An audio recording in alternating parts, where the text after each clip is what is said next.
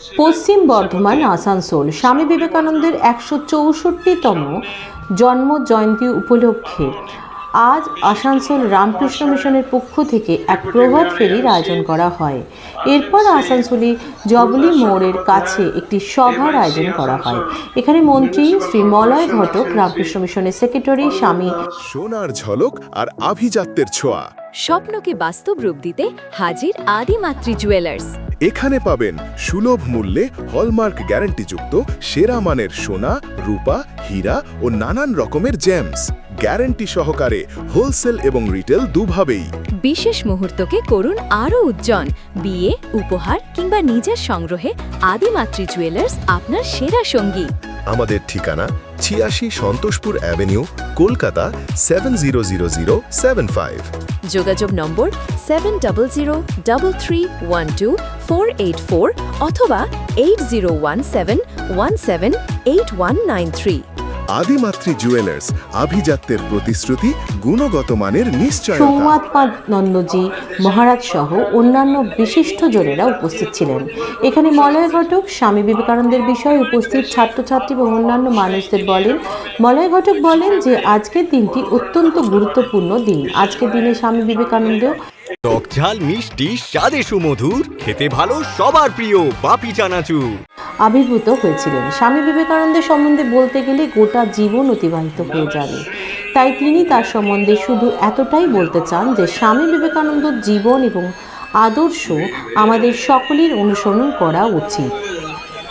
সত্যম নিউজের বিশেষ রিপোর্ট, আপনাদের সঙ্গে আমি Durga. India International Patrick High Secondary School, St. Francis High and Technical School, Ramkrishna Mission Private ITI, Ramkrishna Mission Apanda uthao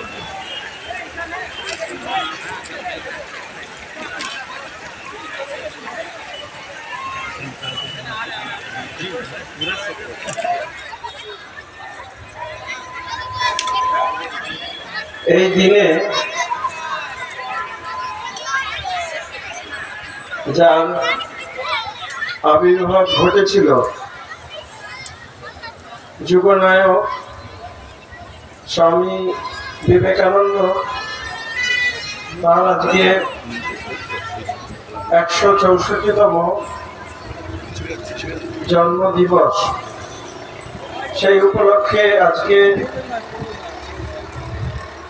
সারা ভারতবর্ষেই এবং বিদেশেরও অনেক জায়গাতেই আজকে সারাদিন ধরে খুব উদ্দীপনার সাথে, খুব আনন্দের সাথে আজকে দিনটি মানুষ স্মরণ মনন করেন। আমাদের রামকৃষ্ণ মিশন আশ্রম আসানসোল আজকে আমাদের দুটি কর্মসূচি আছে। একটি আমাদের বিদ্যালয়ের প্রাক্তনী তাদের উদ্যোগে আয়োজিত একটি বর্ণাঢ্য শোভাযাত্রা।